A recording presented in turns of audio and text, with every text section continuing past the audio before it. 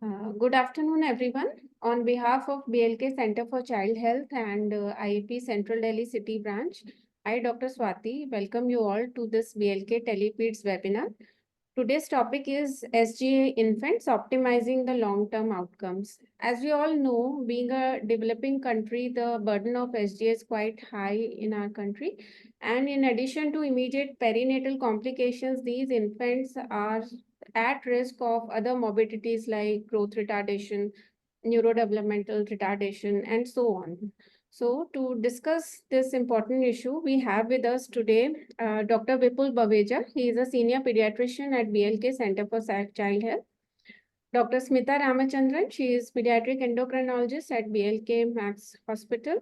Dr. Aparna, she is consultant neonatology and neonatal intensive care at BLK Center for Child Health. And Dr. Satinder is not able to join us today.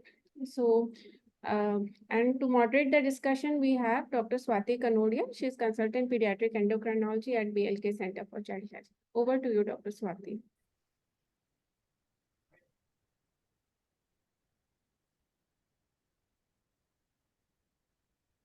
Dr. Swati?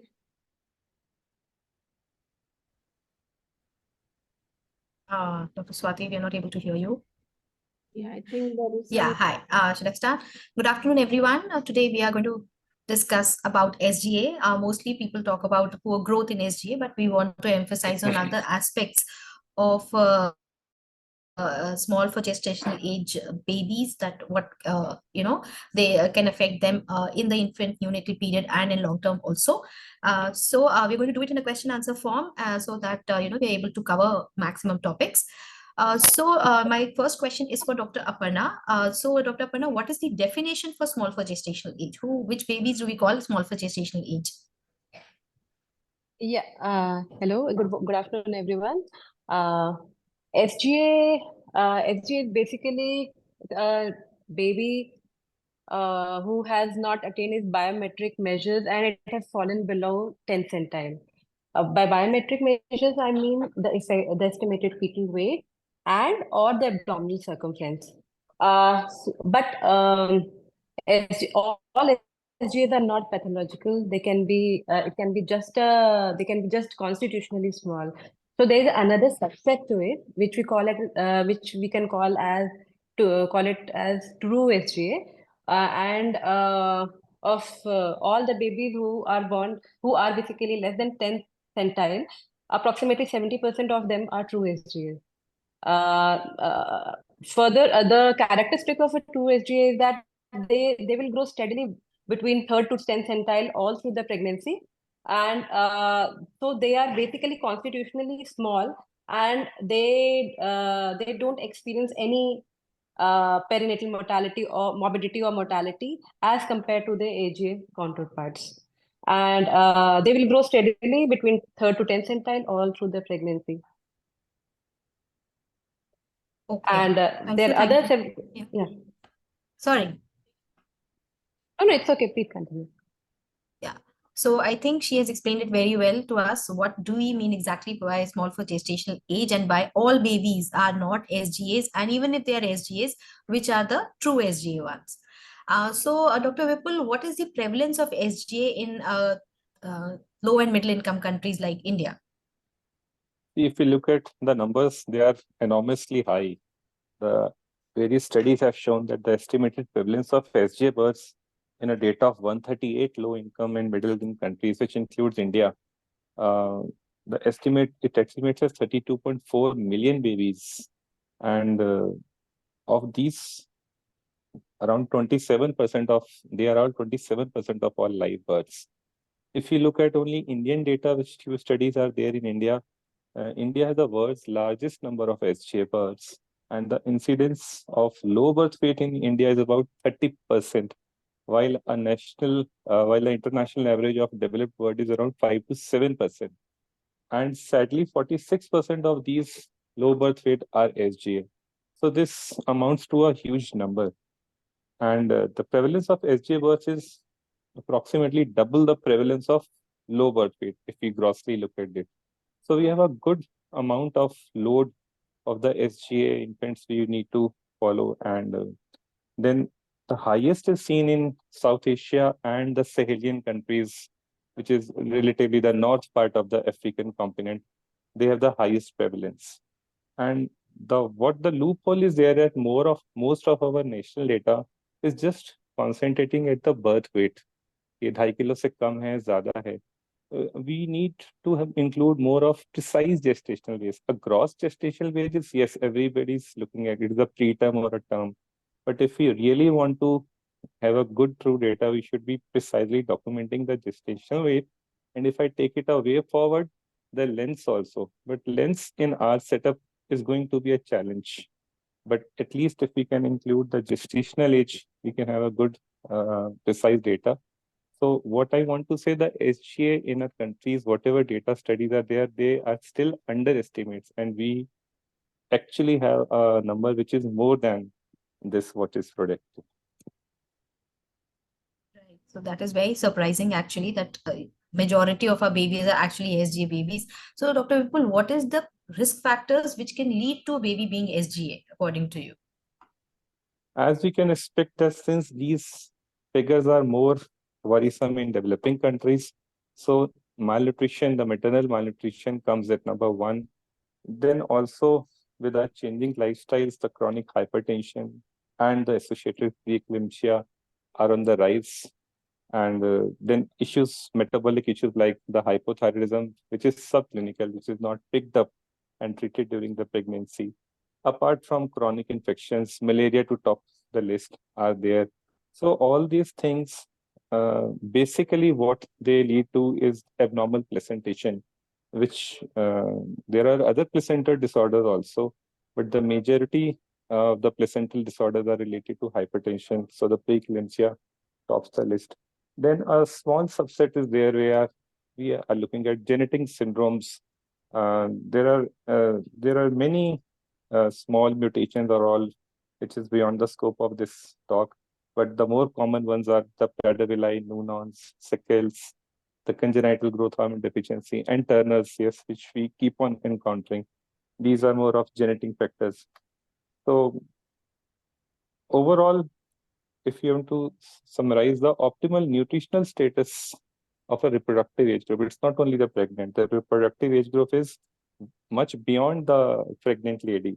So if you're looking at the optimal nutrition of that age group, then maybe we can have some cut down in the prevalence of SGA babies. Right. So if we take care of the nutrition of the whole reproductive age group, then probably the babies would have a better nutrition also, and we would have less number of SGA babies.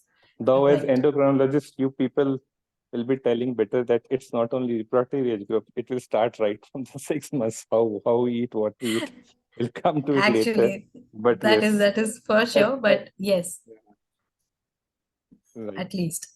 Right. So Dr. Aparna, we have a few questions for you as being a neonatologist, that in the newborn period.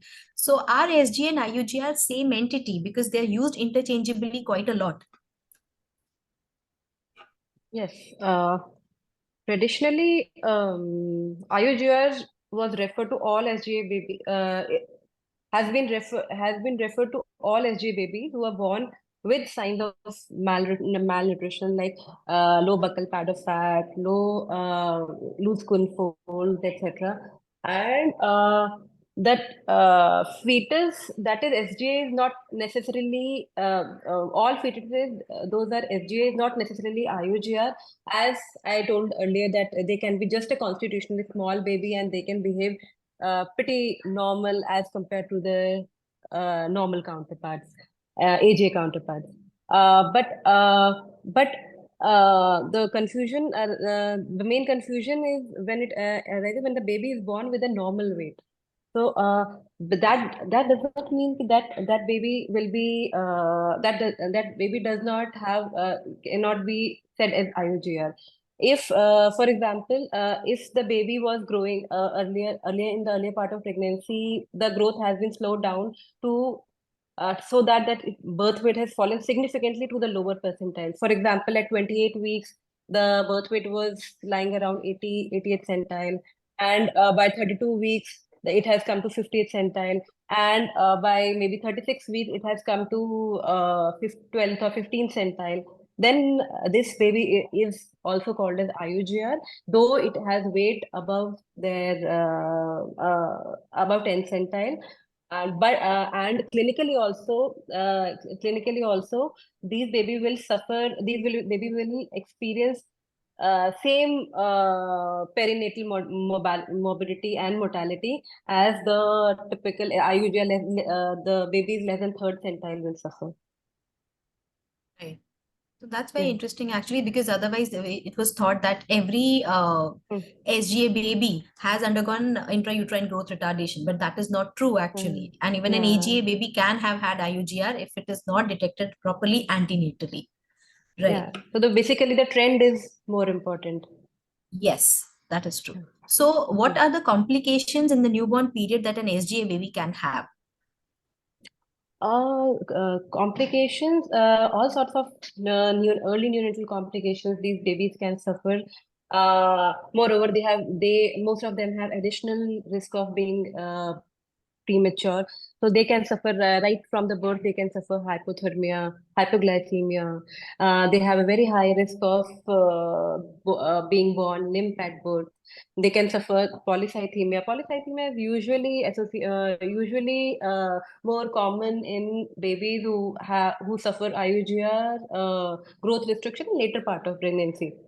And they can suffer RDS, they have pH, because everything is maladapted, and the body has been adjusted to the chronic hypoxic environment.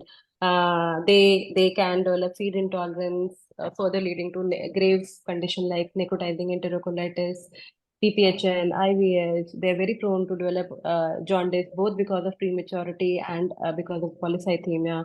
Yes, retinopathy of prematurity, they are at increased risk because they have a low IGF level. So yes, so there's a full array of complications they can have. Right. So because of the low fat stores and because of the defensive mechanisms that the body has been pushed to basically. So these all things can happen in the newborn period. Right. So as we keep on talking about breastfeeding, how breastfeeding is good in every condition. So does breastfeeding have a role in SGA babies also? Yeah, definitely.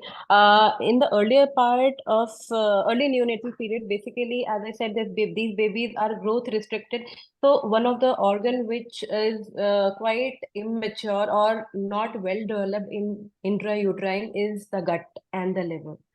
So in the early part of early neonatal period, after the baby is born, they can suffer feed intolerance, and due to because of the immature liver and because of the immature gut.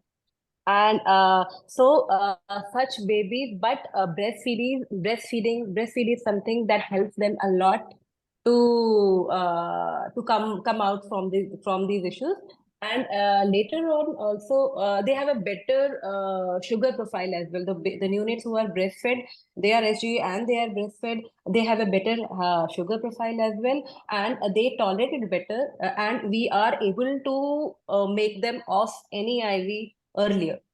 And in later part, there is also that they have reduced insulin sensitivity.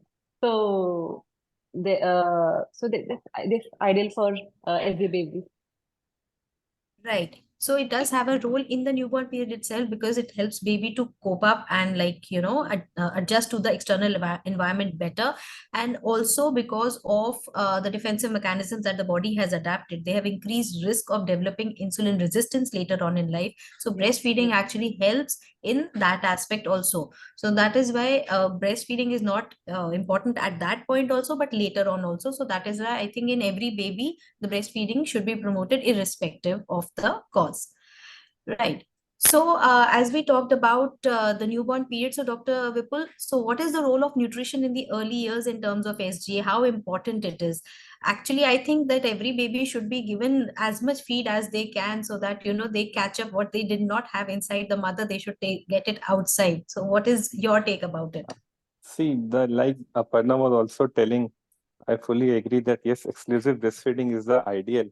And to simplify for the parents, we are always after them that breastfeed. But actually, this is a very big scenario. If you look at the exclusive breastfeeding rates of India, they are just 40% for the whole population. And these SGA kids are even have more challenges. There must be few of them are the NICU graduates. So they have even more challenges. So even if it's a negative statement, even if we achieve a 40-50% rate in SGA, at least we are at par with our normal exclusive breastfeeding rates at 6 months. But yes, exclusive breastfeedings will ensure a less rapid catch up. So where we are not wanting to grow them into chubby babies very fast. We don't want to increase their fat stores very fast because that is going to have insulin challenges, insulin resistance later in the life. And to simplify for my parents, I always draw them as simile that आप अपनी petrol की car में diesel एक भी दिन नहीं डालोगे, जब डालोगे तो गड़बड़ होगी. तो उनको समझ आती है कि नहीं, ये हमारा बच्चा है, इसे ह्यूमन बच्चे में ह्यूमन मिल्क डालना है. But yes, we have to provide them enough support, guidance, correct knowledge to ensure that. Now coming to many situations, you will be using some formulas where you will will not be able to sort out the breastfeeding problems. So we should ensure we should not go towards or get biased by what we are being taught by our MRs and all the groups. We should use the routine infant formulas, especially when you are looking that the child is SGA. So don't just look at the weight of the child, see whether it is a SGA or just a AGA low birth weight child. So in SGA babies, we do not use those high supplemented formula. Just use a simple formula if the exclusive breastfeeding or breastfeeding is inadequate. So no nutrient-rich formula. So I think we'll continue about the early feeding years in the subsequent slides also, where we detail the type and how we feed the child. But this is the first thing, that breastfeeding and formula, please don't push formulas. Rather we should try to calm down the parents who are already stressed up with their low birth weight, the peer pressures, हमारा बच्चा कम है, so that is a lot of peer pressure, and they are just going paranoid in their clinic visits. With many would be purchasing very good quality weighing machines in their homes and weighing their infants on a daily basis. So we have to dissociate that anxiety related with the weight alone and let them educate about the linear growth and other aspects of things, not just considering the weight. And I'll encourage my all pediatric colleagues to uniformly monitor the head growth and the length centiles also. We sometimes also seeing a low birth weight or a small child are always focused first on the weight and forget about length and the neuronal growth, that is the head size. So that is the take-home message from here. Right. So basically, it's not a race that we It's have not a to race. catch up with every other baby. So if the child is growing well on his or her own percentile, then that is more important than seeing the other baby. A So general true. pediatrician should act like a bouncer in this field, right from the pressure from the peers, from the family members, the friends, seniors, dadis, nannies. So you have to act as a bouncer in between and keep on morally supporting the already stressed out mother. Right. Dr. Vipul, we are talking about the catch-up growth as you were telling. So how do we monitor the catch-up growth in these SGA babies? See, we should be monitoring the weight and length, both the parameters. And we know that the catch-up growth is it is very fast between the 3 to 6 first 6 months of their life. And generally the weight catch-up is always faster than the length. So most of the kids would catch up in first 2 years of life, which is around 85%, and they will catch up grow to a normal length. But sometimes the catch up may take a longer, till 4 years. This is more so when a SG baby is a premature also. And in other in our countries where we have more of infection and other challenges, malnutrition, sometimes this catch-up growth period extends to 5 years also. So all said and done, most of the time till 2 years, many of them 4 years, but 5 should be the upper threshold, which should raise the alarms in our minds, without panicking the parents, that we should be doing something extra for these kids if they're still not catch up by 4 to 5 years of age. So we have other factors, as I told, which because we have low catch up, that the not only the antenatal nutrition, the postnatal nutrition of the mothers, the hygienic conditions, and yes, of course, our good old infections in developing countries, which are challenges to the catch-up growth of these SGA kids. So basically, because of these factors, sometimes even if they're catching up, they lose out whatever they have caught up because of the infections and stuff like that. So the catch up is not very good. Very. Right. So, and sir, what about if they gain too much or if they gain too less? How do we monitor that? Yeah, we should be monitoring not only the weight, but the weight in relation to their lengths also. So any excessive weight gain where we see a weight pattern of change of more than 0.67 standard deviations in a 6 months period would be an excessive weight gain, and we should check whether they are, doing whether we can intervene by cutting down on their feeding patterns or the way they are being fed, force feeding and all those things. Similarly, when we are monitoring height velocity, if we don't see a growth velocity which is even less than 0.7 standard deviations in a 6 months period, then we should be interrogating about their nutritional status, see what they are lacking. Maybe we can add some supplements, screen for other diseases, screen for other metabolic diseases, or other diseases like celiac and those things. And also, one should note that the bone age assessment in SGA, they are not very in correlation with our standard bone age atlases and methods. So they are not very reliable to monitor HOTS. So the whole responsibility comes on monitoring of weight, charting them and the length, and seeing the weight in relation to the length for a good monitoring. Very true. And so just to simplify that, as we were discussing also, that we do not use standard deviations. So when we talk about SDS, so it is not, in our practical day-to-day seeing the children, in our practice, how do we see, what do we say to the 0.67 standard deviations? So as we had discussed, so if the weight gain is more than 2 percentile lines, it rises up more than 2 percentile lines in a 6 month period, then it is called as the excessive weight gain. And if the height that you're measuring in a 6 month period, if it falls below 1 percentile line, then it means the child is not growing very well. So this is how practically we can monitor. So that is why growth charts are of utmost importance in seeing whether the child is catching up well or not. Right. Yeah. So Dr. Smita, now we come to pediatric endocrinology. So what is the monitoring protocol that we should follow in children, SGA children, or any other child in our daily practice as pediatricians? So this is not really where pediatric endocrinologists we really come into the picture.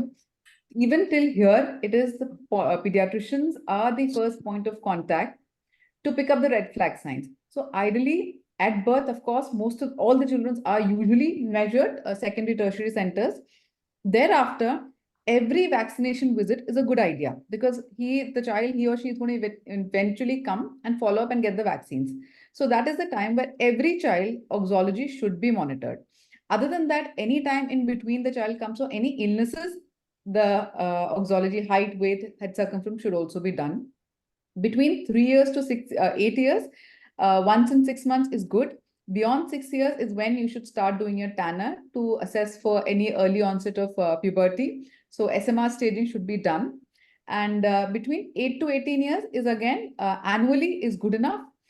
Any evidence of early puberty would be caught around this time, and of course they would need additional monitoring. But these are the bare minimum that if we do and we plot, like Dr. Swati said, most important tool is the growth chart. It is the easiest and it will be the first thing that tells you, that picks up faltering. So any child who's not caught up or any child who is normal and is faltering, both will be picked up very early without any fancy tools.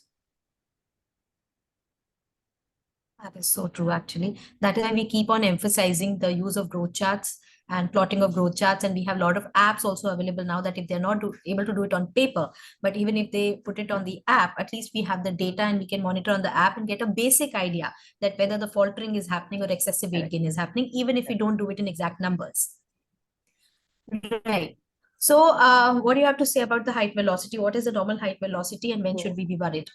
Right. So, like Dr. Vipul was saying, a daily or weekly measurements of height, weight, and making assumptions like a lot of anxious parents do is not is completely useless. It's not helpful. Other than adding anxiety, it does not help in any way.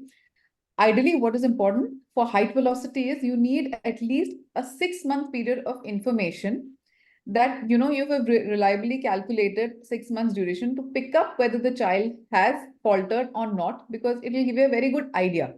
So that there are height spurts is bimodal. One is during infancy and the others during puberty. But anytime after 3 years of age till puberty, an average child and any child should grow a minimum of 5 centimeters or 2.2 inches an year. So any child who's pre-pubertal beyond 3 years of age not growing 5 centimeters an year is faltering. So it's very easy. If you've been following the child over for vaccinations, all you have to go is go back to your growth chart, calculate the height. If 1 year it's less than 5, then you are warranted to evaluate this child. So as we are talking so much about growth charts, so would you care to explain that how on this growth chart we should evaluate? I have said 2 things. A, faltering. B, poor height velocity. So in this chart, you'll see this child has been perpetually under. So again, growth chart plotting is imperative that you do it with MPH. One cutoff. Now in the current times, you cannot say one cutoff for all age groups. So for MPH is very, very essential so that you don't under or overestimate your height predictions. So this child may be gaining about 5 centimeters in a year. So if you just look at velocity, he's fine, but he's never caught up. He's continuously below the line. So despite maybe growing somewhere in the 4 to 5 centimeters annually, the catch-up has not happened. So till 4 years also, if the child has not caught up, the chances that this child will catch up is very low. So this is typically how an SGA presents to us when we don't usually have so much data if the pediatricians have not plotted the growth chart. But this is like a beautiful chart of data. There is no scope for confusion. It's an SGA baby who's not caught up. So you go to the second tier testing. Right. So that is why it is very important, as Dr. Smita has shown, and we have seen on this growth chart also, that although child is growing, but the child has not caught up in terms of going above the percentiles and reaching the family height line. So the child might not be growth hormone deficient, but the SGA is growth hormone resistant mostly, and that is why the catch-up has not been there in terms of growth.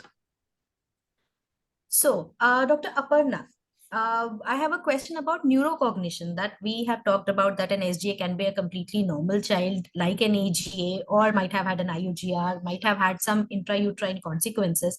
So is neurocognition also affected in such children, and what are these and when should we evaluate them for this? Yeah, it is not just only the body of the child is small. The growth restriction has hampered the baby in every aspect. It has hampered the brain as well. The growth has been affected in the brain as well. They generally, if they suffer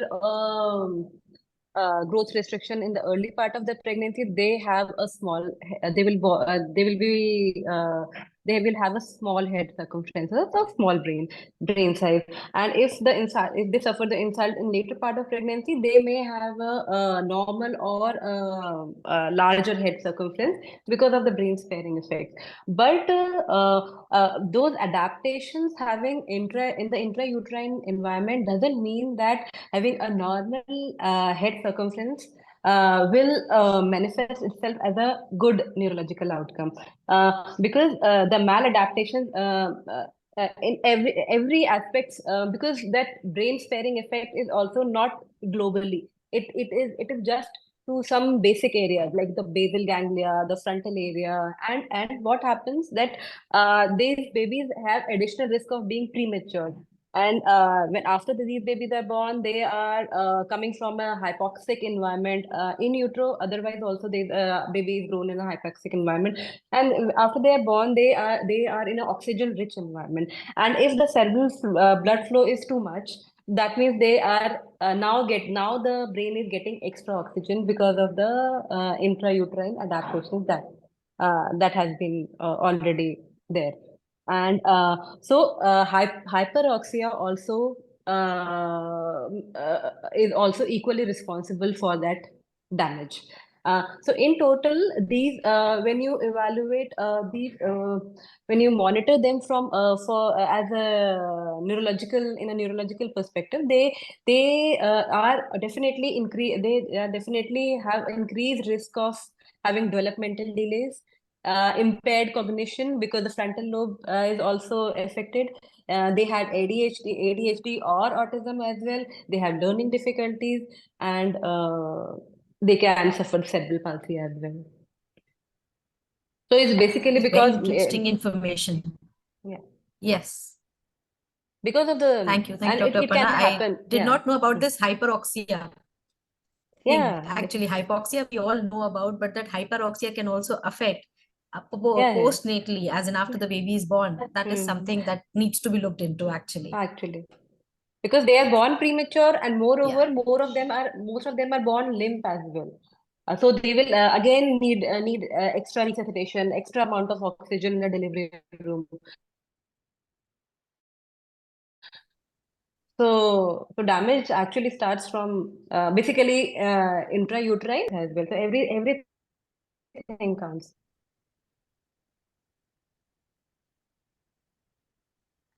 Very interesting.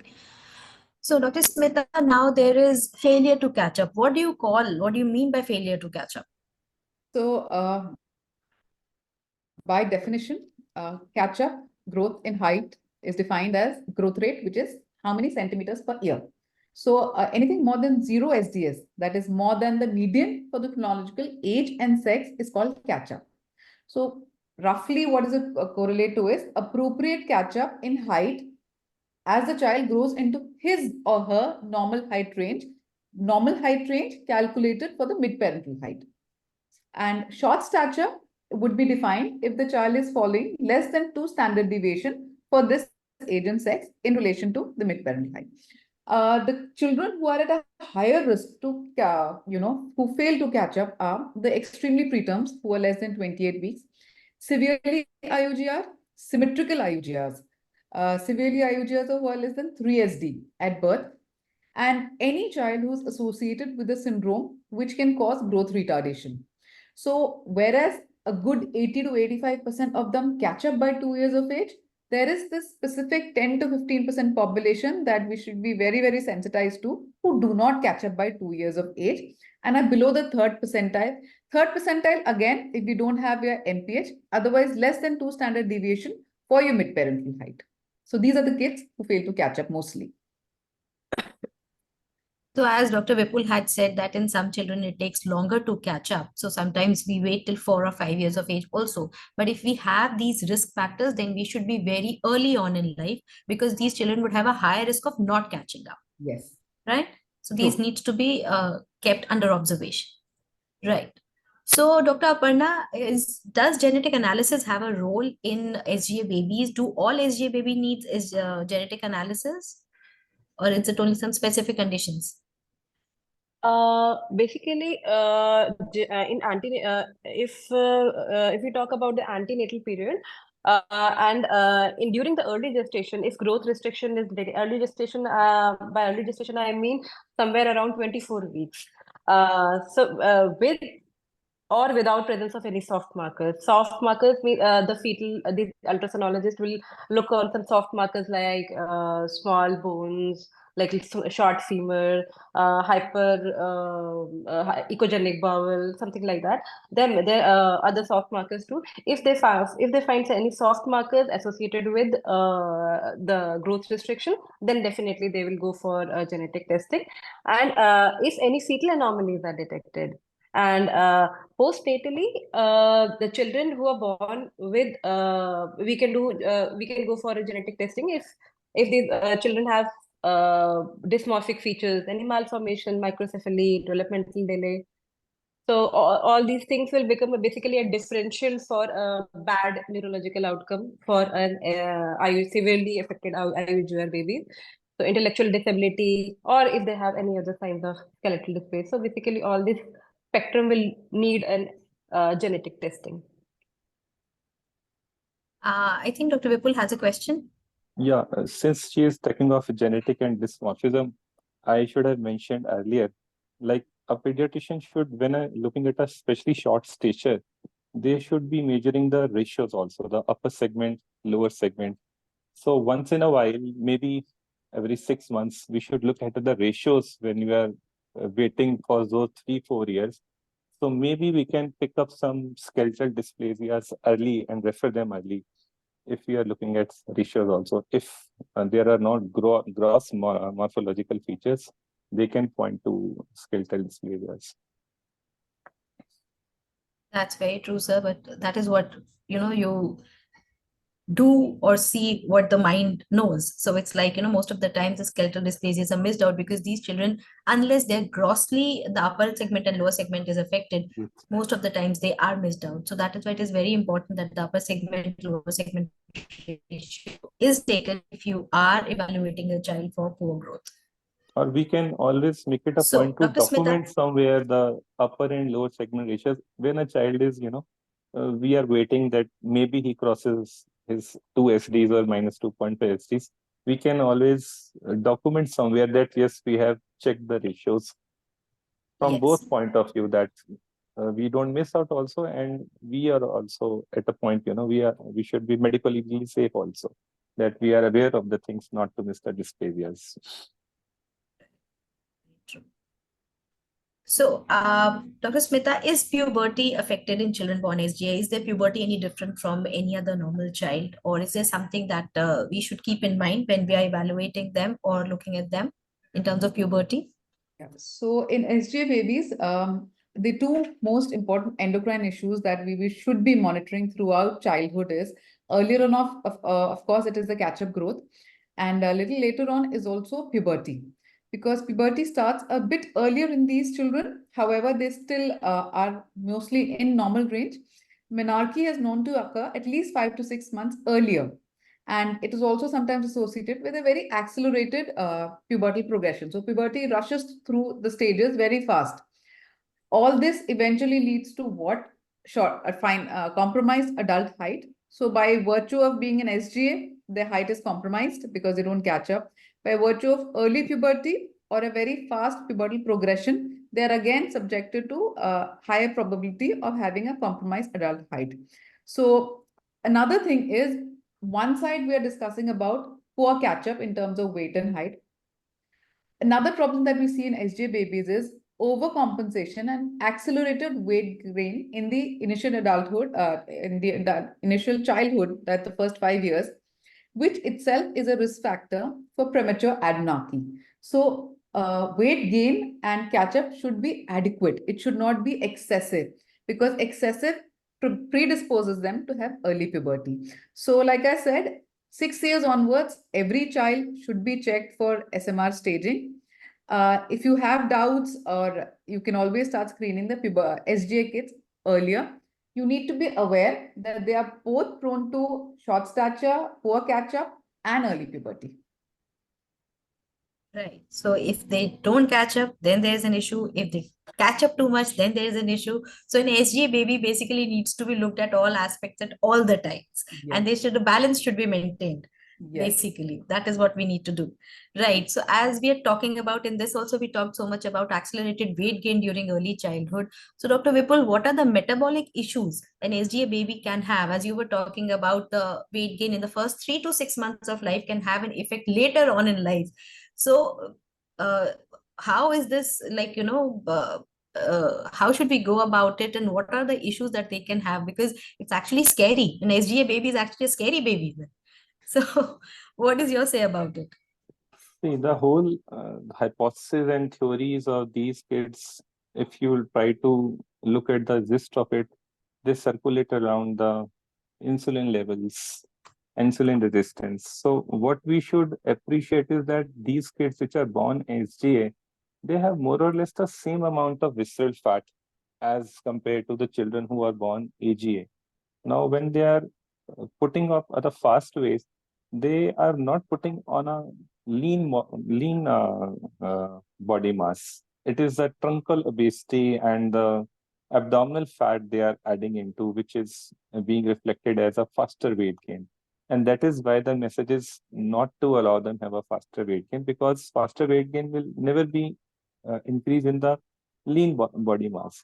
So when these ratios start altering, that is the ratio of visceral fat to the subcutaneous fat and the lean body mass fat, what we start seeing is a type of insulin resistance. So insulin is not only insulin and sugar. Insulin is promoting so many other factors, so many other tissue growths, so many other remodeling going on in the vessels, in the kidney vessels, in the heart. So ultimately, they land up not only with the sugar-related issues, which we see as high sugar and type 2 diabetes mellitus, but yes, associated hypertension and cardiovascular diseases due to these things.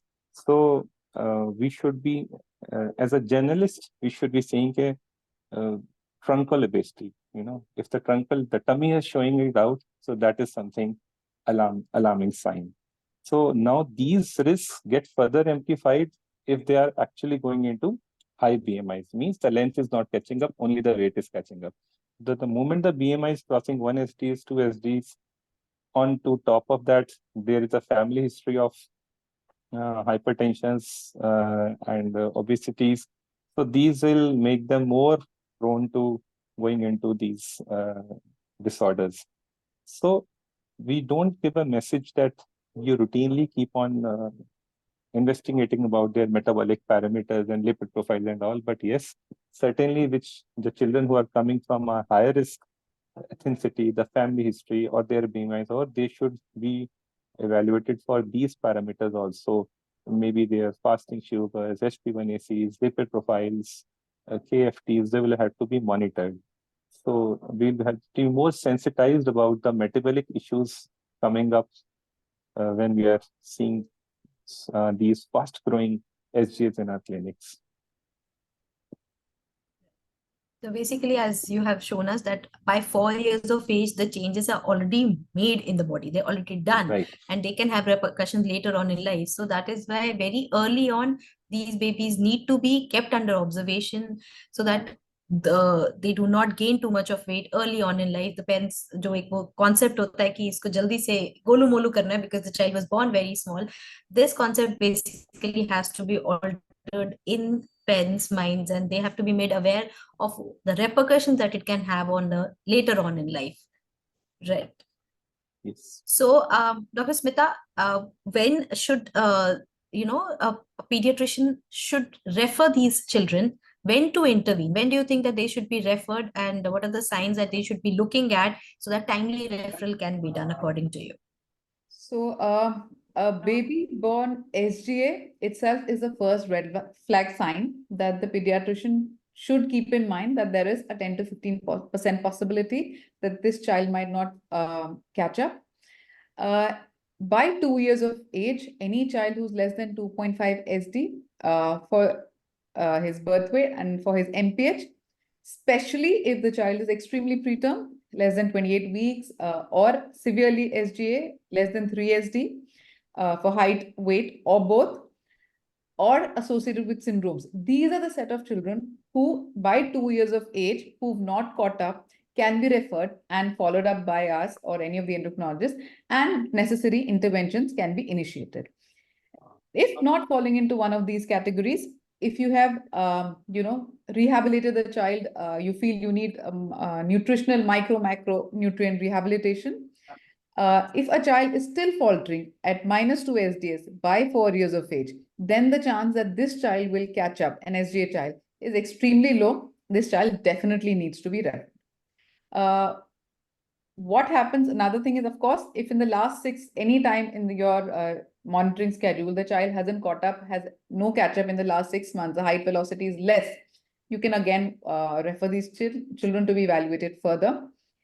Apart from growth, puberty, anytime you see early changes, precocity, less than 8 years in girls and less than 9 years in boys, any changes that you see, these children also warrant urgent evaluation. So again, pediatricians being the first point of contact and probably till and one of them comes up to us, they are the ones who will be able to identify these factors, pick it up early, because early intervention means the final outcomes are much better if treated for height, which I think we'll be discussing further. Yeah. So yeah, so this is something that the pediatricians need to take a note of, that when you need to refer so that timely intervention can be initiated. So now we have talked so much about failure to catch up and everything. So now if Dr. Smita, you have got a child who has not shown catch up and a pediatrician has referred to you. So what is the treatment that we do, and what is the role of growth hormone in SGA? Because as we have seen in the growth chart also, that these children are not exactly growth hormone deficient, but they do not show catch up because of probable growth hormone resistance. So even if they are not deficient, does growth hormone has a role in these children? So we know that in SJ babies, the reason is not single point like growth hormone deficiency resistance. It is multifactorial. The most widely accepted hypothesis is the pituitary growth hormone axis doesn't mature completely, hence affecting their growth. So once you've ruled out other underlying causes which can contribute to short stature, nutritional and endocrine, then you still feel that yes, you've covered your bases, nutritionally we've rehabilitated, the child is not caught up, we definitely can start growth hormone as early as 2 years. Maximum times that we wait till 4 years in our setups, and then by 4 years, if we ruled out everything, we followed the child well enough, we can start growth hormone at the recommended dosing. It is FDA approved. Growth hormone is known to show definite clinical benefits in terms of improved final adult height in children. That means they're closer to achieving their target height when treated. So yes, they definitely has a role in these kids who've not got up. All right, great. And does GnRH analogs has a role? Because as we have talked about that, they do start early with their puberty and everything. And we said that because of the early puberty, they can have a short final adult height. So does GnRH have a role? And does growth hormone plus GnRH have a role in SGA? So even if these children are growth hormone treated, sometimes they're still short when there's onset of puberty. Two reasons.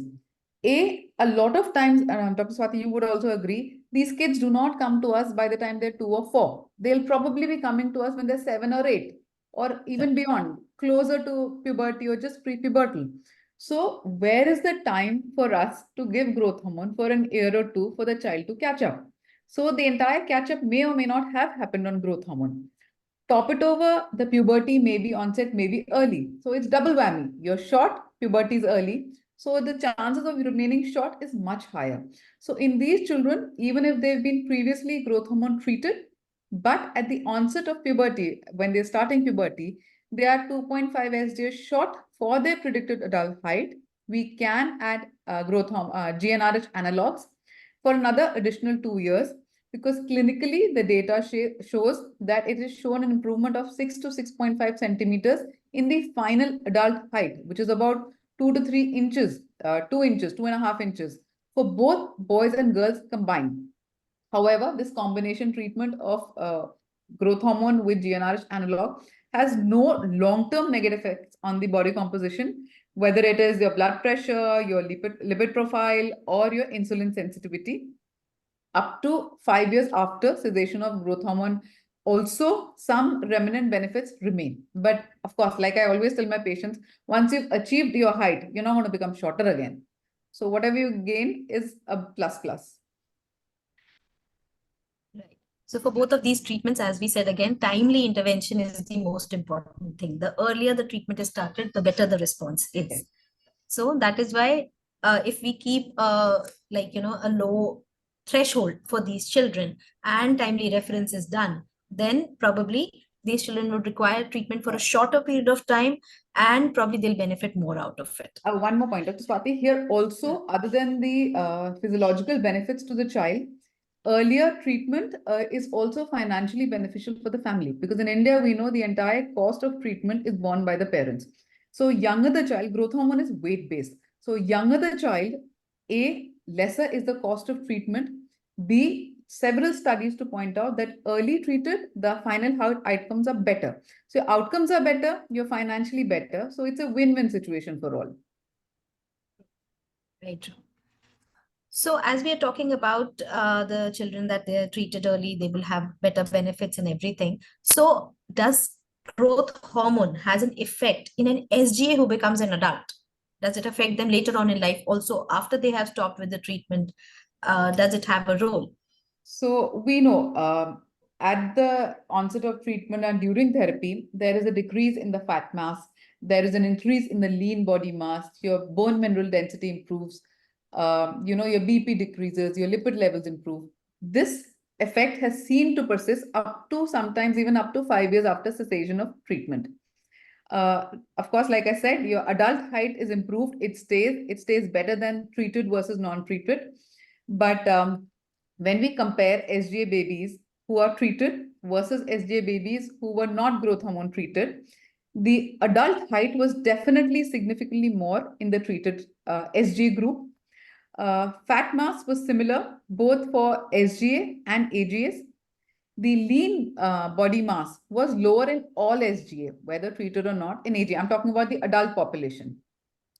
Lipid levels were slightly higher. So SGA babies, by virtue of their prematurity, have a tendency to have dyslipidemia sometimes. Were slightly higher, but not very high to classify them as dyslipidemias. And prevalence of metabolic syndrome was similar to both SGA short babies or AGA babies. So you will see there are no long-term repercussions. The benefits of height are permanent. The benefits in lipid levels may persist up to 5 years. Great. So it's not only that time that the growth hormone has an effect, it does have an effect later on in life also, a little bit more, yes. Especially in SGA babies. Yes. So Dr. Aparna, what are the long-term consequences of SGA? We have talked about growth and puberty and insulin resistance and everything. And so, and we have talked about the role of growth hormone in adult life also in an SGA baby. So does it have any issues later on in life also which are not related to any of these conditions? Dr. Swati, first of all, I would just like to add that it was a wonderful information about the growth hormone. And I would also like to add that growth hormone not just improves the final height of an SGA baby, it also induces brain growth, and it has also shown that it has that the growth hormone treated babies have a better IQ. So this is an additional effect. So in the long-term consequences, such babies may have pivotal disorders like precocious adrenarche. They may have early setting of menarche and PCOD. They may have short adult height, and when these babies become adult, they may have reduced exercise capacity as compared to their AGA counterpart. And they have increased in females. They have when these female babies they become pregnant, they have increased risk of having severe preeclampsia. And yes, these babies have also risk of developing CKD. They have more chances of having CKD in comparison to the normal population, because they are born with less number of nephrons and less number of renal reserves. So yes, if such babies have recurrent diarrhea or dehydration, then these babies will tend to have AKI more. Such babies have more chances of getting AKI and later on chronic kidney disease later on in life. That's very interesting information, Dr. Aparna. I had no idea about this. So we have talked about so much of before Aparna mentioned about PCOD and then preeclampsia.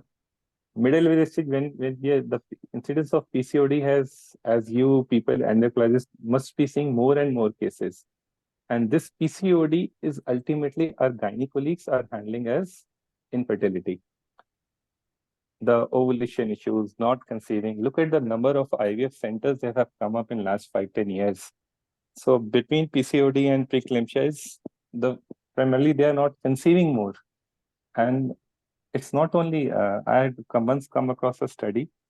So these issues, not only PCOD, the male counterparts, the hyperinsulin states and which are associated, they are decreasing the sperm motility. So when you're having a motility disorder in sperms, so again, it's magnifying the infertility issues in the community. So actually the long-term outcome is quite broad of STAs.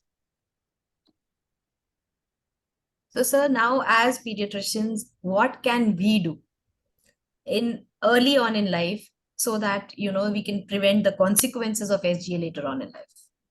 What's your practical message? See, practical, we can only see preventive part is in the nutrition. Whatever has happened has happened. SGA, that thing happened. We cannot undo it. But yes, we can take care of their nutrition. So the nutritional interventions have to start early in life. And as we see in practice, the most common thing is everybody is after the child. So we should not force feed a child. And force is not just making a toddler sitting and pushing food. Force is like the child is turning away from the food and we are trying to distract the child, and by hook or crook trying to put something in. That is the force feeding. Force is trying to experiment new food and wanting that we have taken so much pains in preparation of the food, why he will not have it.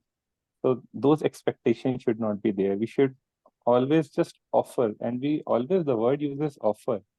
I tell my parents, it's like आप भगवान को जैसे भोग लगाते हो, आप भोग लगाते हो, आप देखते नहीं उन्होंने कितना ग्रहण किया है, आप बस भोग लगाओ, just offer. Don't be after the life के push करना है. Then the third force is sitting on for hours and waiting कि जब तक खत्म नहीं होएगा हम लगे रहेंगे. That is also a force. Then another kind of force is emotionally blackmailing them. It starts from a screen at the 6 months. You put on a screen, the child is busy opening and closing the mouth. You put anything in the mouth, it will be gulped down. So it is again a force. So force is physical, emotional, the time bound, no time limit. So these things should not be there right from the 6 months when you're starting introduction of semi-solids. So what I am hinting is that whenever we are doing these things, the meal time is not a fun time for the child. Initially the child is small, 6 months, 8 months. You are able to overcome his, resistance. But as this child grows, he's not looking forward to his meal. And many of the parents, I'm sure my pediatric colleagues would agree, they say कि पहले तो खा लेता था, अब नहीं खाता है.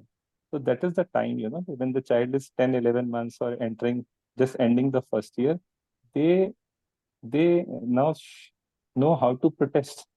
It's their way of saying enough is enough. So they start holding on to the bites. They will keep the bite inside cheek, or they will start spitting. These are ways that they are refusing the foods. So now what is happening? They are refusing only that kind of food which a parent, as per his understanding, is forcing that it is a good food for him.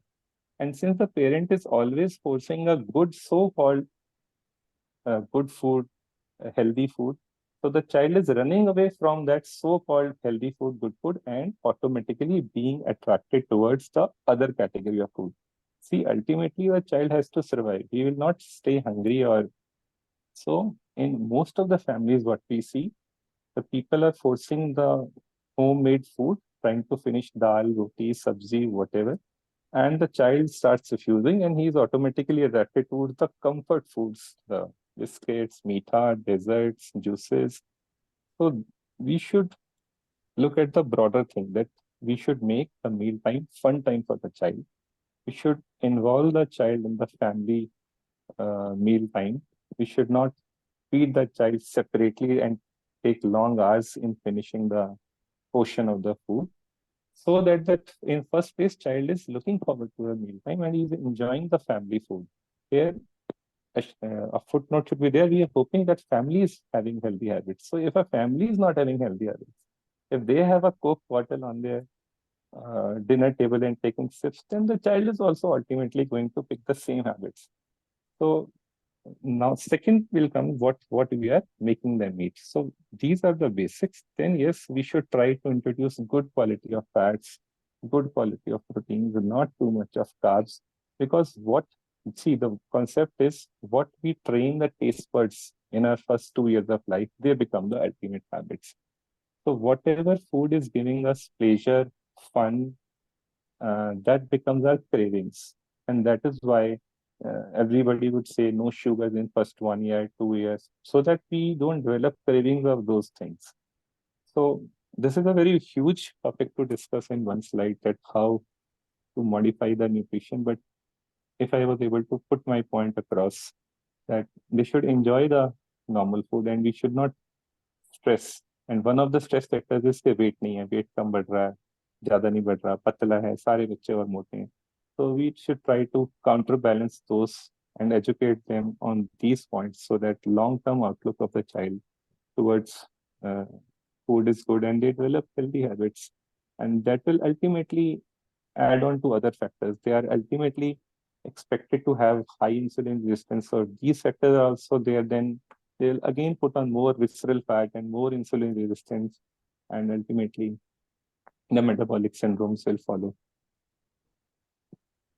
So basically, it's a vicious cycle that will develop. It's a vicious cycle. So yes, so that is why if we can, yeah. Yeah, so that's just our last slide. So just my take-home points there, which I just want to share about SGA. So SGA is, as we have said, that it's small for gestational age with birth weight or length less than 2 standard deviations. Follow-up is warranted early in life, and neurodevelopment evaluation should be done for children at risk. Excessive weight gain, particularly in early life, should be avoided. Short children should be referred for diagnostic workup if they do not catch up by 2 or 4 years of age. And routine health surveillance is not needed in adults born SGA, but they require counseling to adopt a healthy lifestyle. So I thank all the panelists for giving us so much information and enlightening us about this topic of SGA, which is not only about physical growth, but it can have a lot of consequences apart from growth also. So I thank all, and if there are any questions, all the panelists would be happy to take them. Thank you, Dr. Swati, and thank the panel for an elaborate discussion on this topic. We can take 1 or 2 questions. Dr. Swati, would you like to summarize highlight any other important take-home points?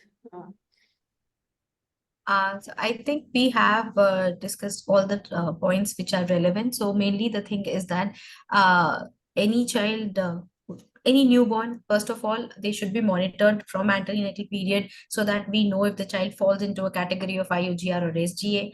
Birth weight and birth length become very important.